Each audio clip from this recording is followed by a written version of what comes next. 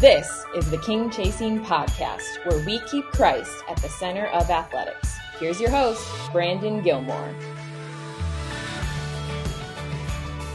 Welcome back to the show, everyone. I'm Brandon, and this is the King Chasing Podcast. As always, thanks for joining us, and please make sure to visit our website at theNCCAA.org for more King Chasing content. Today's guest is Malik Chevry, the defensive backs coach for Anderson University's football team. Malik has several years of experience coaching at both the high school and collegiate levels. He joined Anderson's staff in 2022 and is helping to build a brand new program that kicks off in 2024. Prior to coaching, Malik played football collegiately at Southeastern University while earning his bachelor's degree in sport management. Thanks for listening today, and I hope you enjoy my conversation with Malik. Well, hey, Malik, welcome to King Chasing. How are you doing today, sir? Thank you, Brandon.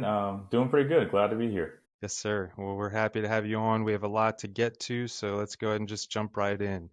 Now, you played football at Southeastern University, who at the time was an NCCA member institution. I'm curious, what was the experience of playing college football like for you? It was definitely an adjustment coming from high school football, and you have the old stat that only 7% of high school athletes go to play collegiately. I don't know how up to date that is now, but it was an adjustment when it came to balancing class and football, and then also just being around new people, new teammates, coaches, professors, friends on campus. It was actually something I really enjoyed, be able to make bonds and friendships with guys I still talk to this day. Like one of my best friends, I was his best man in his wedding. He was one of my groomsmen. I met him playing football at Southeastern. So that was a lot of fun. And then obviously playing the game of football, which obviously I'm biased, is the best sport in the world. I had a lot of fun doing that too. Yeah. In 2018, you were the defensive backs coach at Victory Christian Academy and helped lead them to a Region 2 championship. Is that the time that you realized coaching was your passion?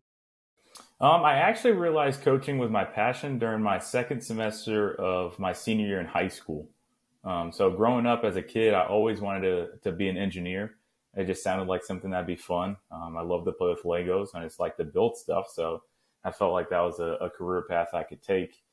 And then kind of a couple things coming together, whether I figured out that I'm not much of an office person. I like to be on my feet, like to be hands-on. And then based on my high school athletic career, I was a small college football prospect. So not a lot of small universities and colleges have a full 4-year engineering program. So my options were very limited. So combining that with wanting to do something on my feet, kind of realized I needed to pursue something different.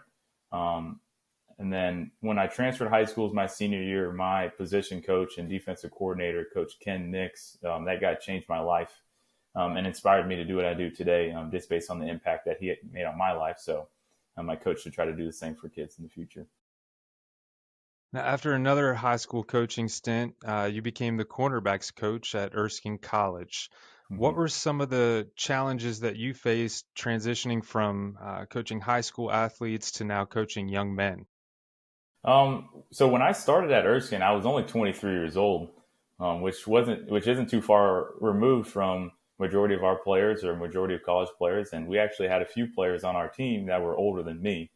Wow. So the biggest challenge I faced was building and setting boundaries for my player coach relationship.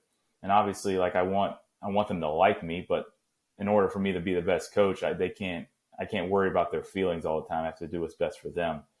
So that was difficult, trying to set boundaries and how friend-ish I can be with them. And other challenges were getting used to off-the-field duties, such as recruiting and going out and talking to high school coaches and evaluating talent, and then this film breakdown and things in that nature. One thing that I've really enjoyed about coaching college football is that we get so much more time with the players when it comes to film study and being on the field. We can be much more technique focused in our teachings. Like I said, we just have more time with the guys. So it's a lot of fun in that aspect. Now, in February of 2022, you were hired on at Anderson University, who announced back in 2019 that they were starting a football program in 2024. So what's this past year been like for you as you're kind of trying to help build a team from scratch? It's been a great experience. It's definitely been different being here from the very beginning, where we don't have any players, we don't have practice, we don't have games. So being able to sit and watch college football on Saturdays was a lot of fun. Yeah. Excuse me. So when I was hired, it was just three of us, myself, Coach Bobby Lamb, and Coach, our offensive coordinator, Seth Strickland. And both of those guys have a great wealth of knowledge. So it was amazing to be able to pick their brain and learn from them from it just being the three of us in the office. Then I've been able to learn a bunch of other off the field tasks, such as like organizing visits, camps, recruiting budget. And it's something that Seth does a great job of explaining to people that don't know Division II football as well, is that Division II is more like, when it comes to recruiting and your budget, it's more like the NFL than it is Division I. Like if I was a coach at Clemson and I offered you, Brandon, a scholarship, you know that it's a full scholarship. But at Anderson, we have to package together all the academic and financial aid and different things like that. So then all of our football scholarships are partial. So to be able to learn that process even more throughout this time has been a lot of fun. And then so the cool thing for me personally being in this situation at a startup program is that it's technically my third startup program that I've been a part of. When I got to Southeastern, my freshman year was the second season of playing games. And then when I got to Erskine, we just finished the practice season, and then we were going into the first season of playing games. So one thing that I really learned from Southeastern was when I got there as a freshman, the junior class, who were the first guys to come in, the guys that came in and practice for a year, those guys were tremendous leaders. So I knew that when it came to, for my perspective in recruiting our first class, we had to bring in the best character guys that we can bring in.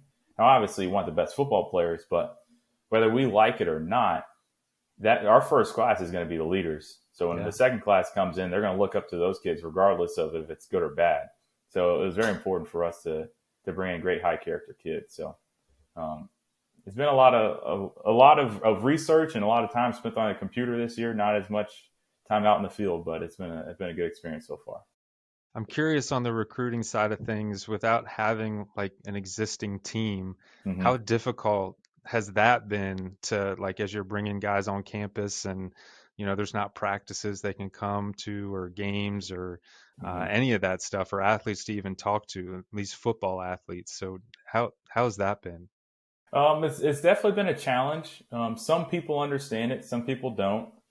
Sometimes the kids understand it, sometimes the parents don't, or vice versa. But one thing that we get to tell them, there's a few things we tell them. So Coach Bobby Lamb, he actually started the Mercer program, or the program at Mercer. So just talk about the success that they've had, and then we talk about other programs such as Kennesaw State or Georgia State, programs that are successful now that went through the same process that we're going through.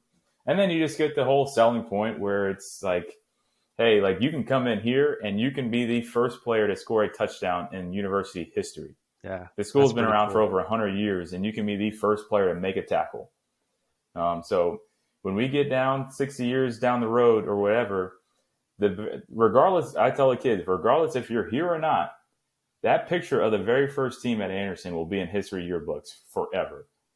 So it's an opportunity to come and be a part of something like that. That's a selling point. That's good. Yeah. Now, you've mentioned Bobby Lamb, who's the head coach there, and he's got the D1 experience at Furman and Mercer, as you mentioned.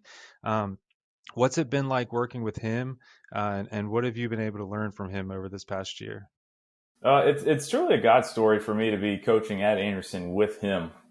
His coaching tree, kind of people that he's coached in the past or people that have worked for him, extends all the way from high school position coaches throughout the Southeast, all the way to Power 5 head coaches at the Division I level, such as Billy Napier at Florida. He played for him at Furman. And then Tony Elliott at Virginia, who worked for him at Furman. And then there's 24-year-old me with 4 seasons of coaching experience, 2 at the high school level, 2 at college. So knowing that the how many people that he knows, it's truly a blessing to be in this situation. He's an amazing guy to work for. He is extremely funny. He's gonna crack jokes, and you got to make sure you can defend yourself. But he's really awesome. He's very genuine. One thing that I learned quickly, because coming in, so he's got all his Division I experience. Seth worked at South Carolina for 6 years.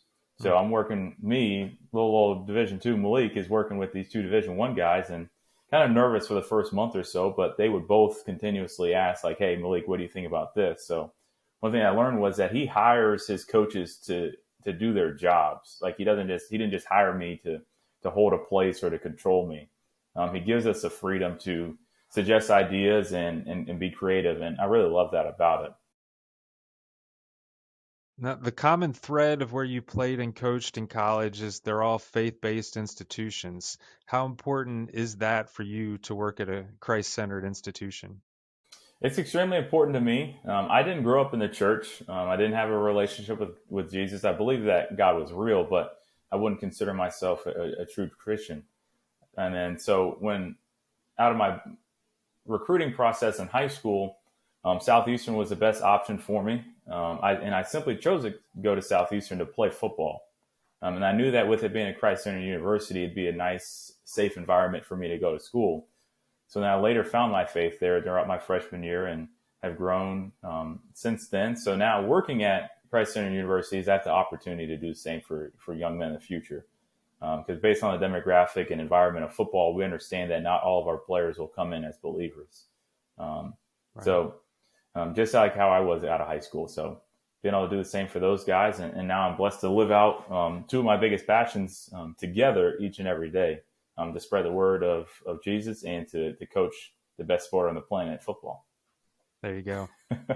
Once you get your first recruiting class enrolled and on campus, what are some of the ways you and the coaching staff plans to incorporate Christ within the team? So it'll be important to us, but it's also our athletic director does a great job of implementing it to the whole athletic program as a whole, that we're not just labeled a Christian institution, but we live it out each and every day, and that our athletes experience Jesus during their time here. So a few things we've talked about. We haven't gotten into full details yet, but we plan to do a team Bible study once a week, and then I'll do similar things with my defensive backs, my position group, whether that's a similar thing we can do on the Bible app on our phone, or every time we have a position meeting, a different player comes in with a verse that they found throughout the day, and we kind of talk about what it means to us. And then another aspect that we're going to instill, or we're going to do, is instill biblical principles in the way that our guys play. So whether that's their sportsmanship, their teamwork and leadership, and then also how they carry themselves off the field, on the field, in the classroom, on the bus, in the restaurants, in the community.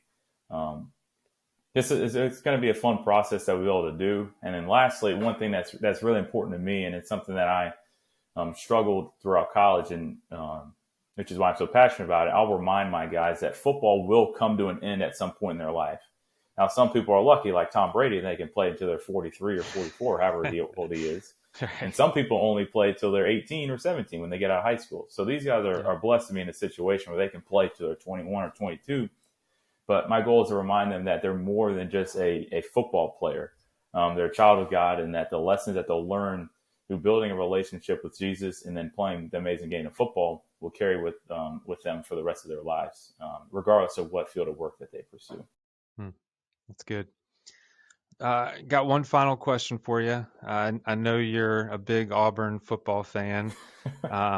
It's been a few years since they've been relevant on the big stage of college football.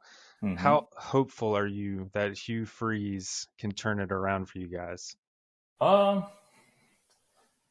think we'll be able to get competitive. Well, I didn't go to Auburn, so I shouldn't say we. I think Auburn will be able to be competitive. I can see them as an 8 to maybe 9 win team. It's a very difficult situation when you've got your two biggest rivals are Alabama and Georgia, two of the best teams in the country, and you play those two guys every single year, and let alone LSU. So, I think an 8-9 win season. Got to find a quarterback. Defense has been good, so. Got to find a guy that can throw the ball a little bit. Well, let's hope they can turn it around for you. Make it a little more fun to watch. No doubt. Never knew that a decision I made at 9 years old would bring this much stress in my life. Oh, that's so good. Well, that's all the time we have. But thank you, Malik, for joining us today on King Chasing. Thank you for having me. Thanks again to Malik for sharing about when he realized his passion for coaching, his experience helping build a football team from scratch, and how the coaching staff plans to integrate Christ within the team. If you haven't yet, please subscribe to the King Chasing podcast on whatever app you use to listen. We would also appreciate it if you encouraged others to listen and subscribe. Once again, we're thankful to you for tuning in and supporting us. Join us next time on King Chasing. Take care, everyone.